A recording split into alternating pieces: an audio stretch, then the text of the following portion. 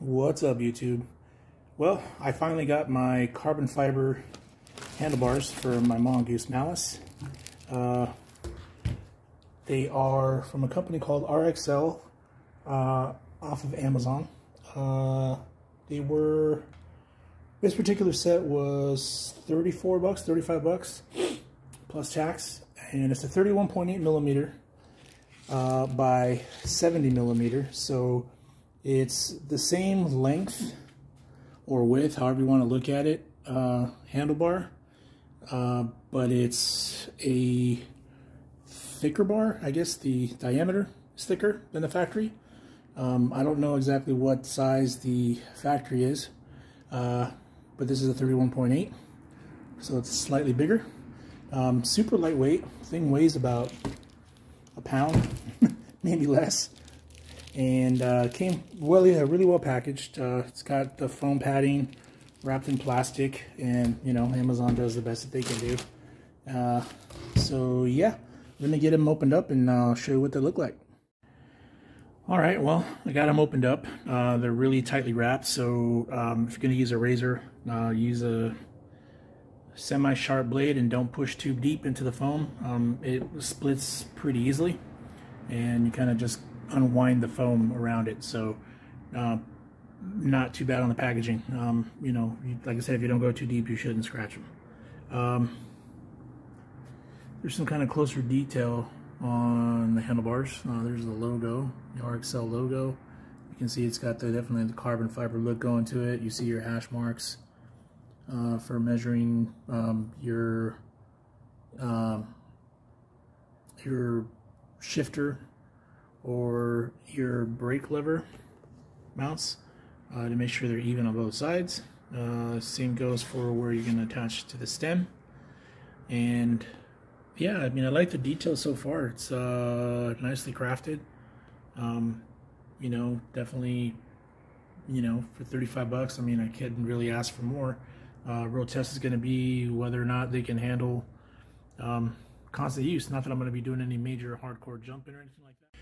And another thing I picked up at my local bike shop are these brake levers. They're aluminum, lightweight. Like I said in a previous video, I plan to upgrade the plastic ones that come from the factory.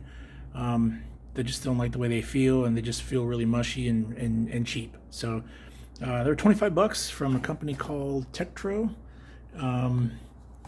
Yeah.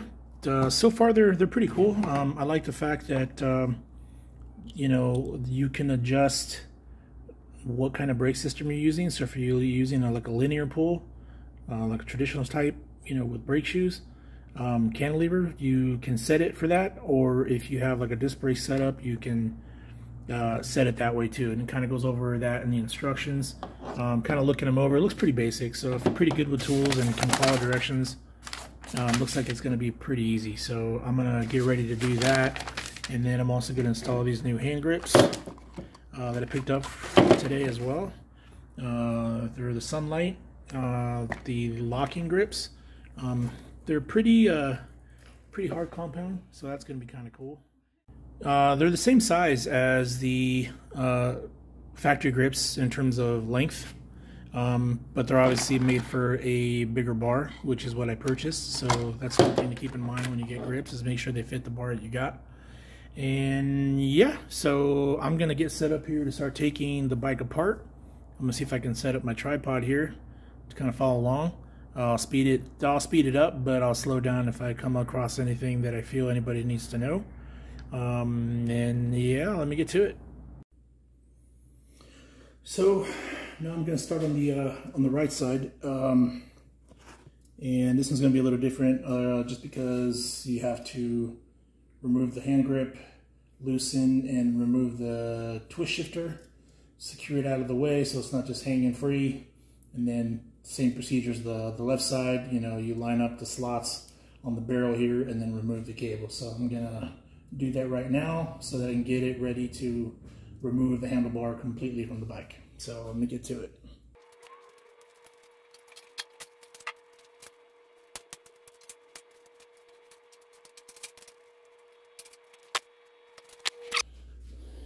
So here's what I'm talking about is, so kind of get that to focus a bit.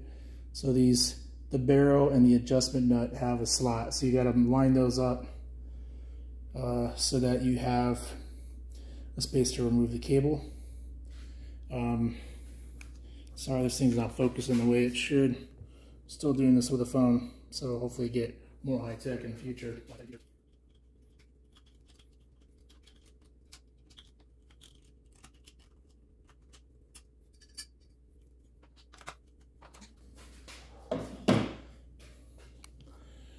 All right, so as you can see, I got the handle grips, both brake levers, and the twist shifter out of the way. Now I'm going to move on to loosening the stem bolts here so that I can remove the front cover of the stem and remove the handlebars. For this step, I'm actually going to probably place something underneath the tire to support it from underneath while I get ready to actually detach the stem from the neck. I don't want the fork to slide out of the barrel there, out of the tube. So I'm gonna get that situated and I'll be right back. All right, so now that I got the front tire supported, I'm gonna remove the prop rod here so that the handlebar doesn't come shooting out because of the pressure that this thing's under. So let's get this out of the way. And I'm gonna start by loosening these.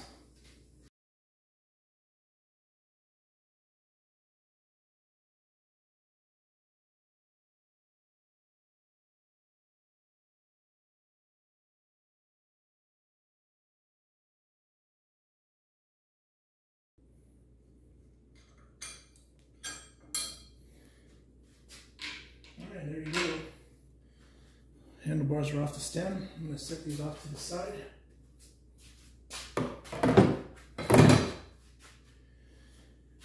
Now I'm going to loosen the bolt on the top here. Actually, I'm going to loosen these first and then I'll do that one. Again, always make sure, or it's a good idea to make sure that your tire is supported from underneath, because if you don't, the weight of the tire will pull the fork down. I guess I could have removed the front tire, but I didn't really see the point. So, you know, I guess everybody's got their own way of doing things, you know. I mean, believe me, I'm by no means an expert. You know, just kind of learned along the way with a lot of stuff.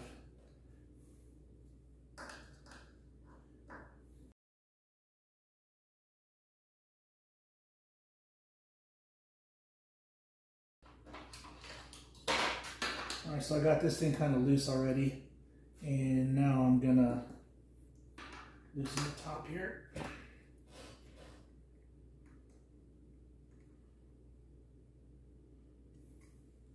Let me just double check the tire on the bottom here one more time.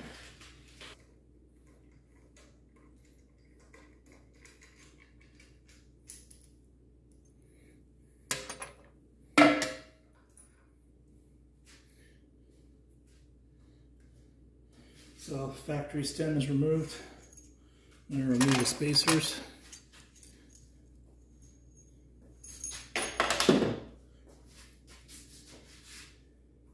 And yeah, it looks good. Now I'm going to go unpack the new stem that I bought and get that kind of situated and be right back. Alright, so here is the stem that I bought for this project. So it's kind of out of focus, but it's a wake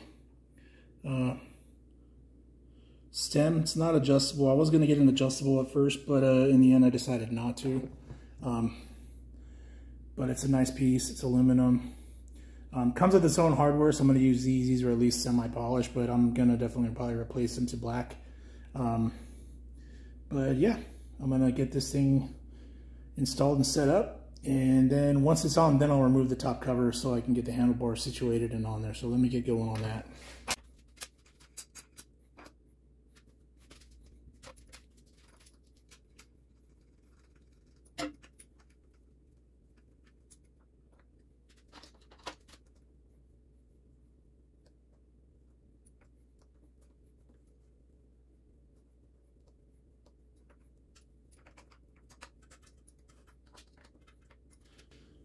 All right, so see, I got the stem situated there. Right now everything's just kind of semi-tight. Pretty much like I just snugged it up. I didn't really go too crazy with anything because obviously there's going to be some final adjustment. I just wanted to get it so where it didn't move. Once I get everything all situated, then I'll loosen this stuff back up, make sure the handlebars are aligned with the tire. So next thing I'm going to do is remove the top cap.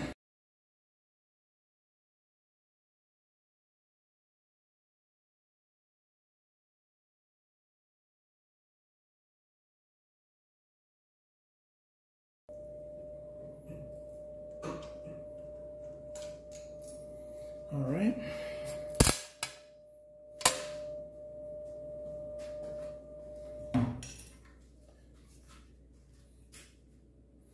So I'm gonna kind of test it everything first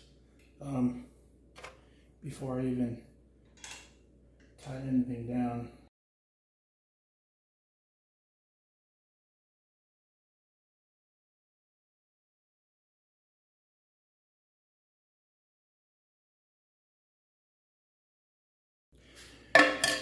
All right, so right now I got the bars just kind of sitting in there. I pretty much just threaded these in until I felt the thread start to grab. Didn't go any tighter than that because I want to make sure that these gaps are equal top and bottom to make sure that I'm not applying too much pressure on one side versus the other. So I'm gonna get these bars situated, you know, get them exactly centered using the hash marks that are on there. And then once that's done, I'll probably tighten everything down so that it holds that setting so that I can start putting the brake levers on and, you know, kind of putting the bike back together. So I'll be right back.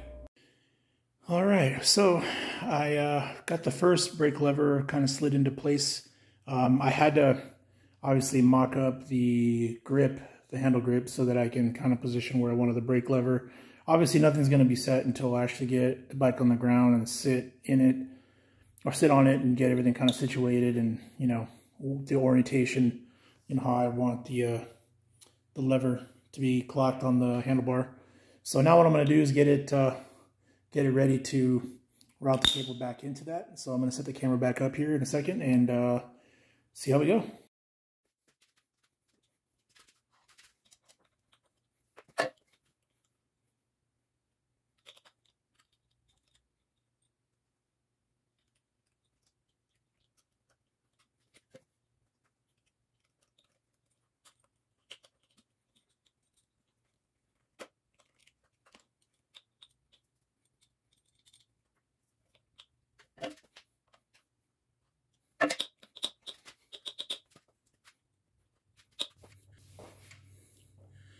All right, so there's the first one. Kind of just making sure the motion's okay. Obviously I gotta do some adjustments. You know, you can make some fine-tuned adjustments once you're ready to go and I got the bike on the ground. Maybe do a couple quick laps and see how the brakes feel so I can adjust the cable to adjust the space between the pads and the rotor in the back. So, all right, so I'm gonna do the same steps on the other side, the right side. I'm probably just gonna kind of go off camera on this one and you know, get it all set up, and then I'll kind of show you the finished product here. So I'll be right back. All right, well, there she is, all set up. A couple things I did have to do is I had to put the factory handle grips back on there. One thing I didn't anticipate, the other ones worked fine, but what happened was since the other one was longer, everything was pushed in farther, and what that did was it offset the left and right brake, so it just looked funny. So I had to put the factory grips back on there, and then I'm going to order a trigger shift for this bike. Also, what I did have to do is I had to remove this. I had a spacer up here on the top of the above the stem here, and when I set the bike back down, I had play, you know, between the fork and the steer tube. So I removed the thin washer I had up here, inserted another washer that I had left over from this kit down here. I got the height back that I wanted, and everything was tight again. So that's really the only thing that I had to kind of go back and adjust. So yeah, for the most part, I'm definitely happy. I'm going to go out and maybe do a little test right here. So that's it for tonight. I'm kind of tired. Got a busy day tomorrow with work, and I got some stuff coming in tomorrow. And yeah, stay tuned for the next video. Thanks, guys. Have a good night, and stay safe out there. Thanks a lot.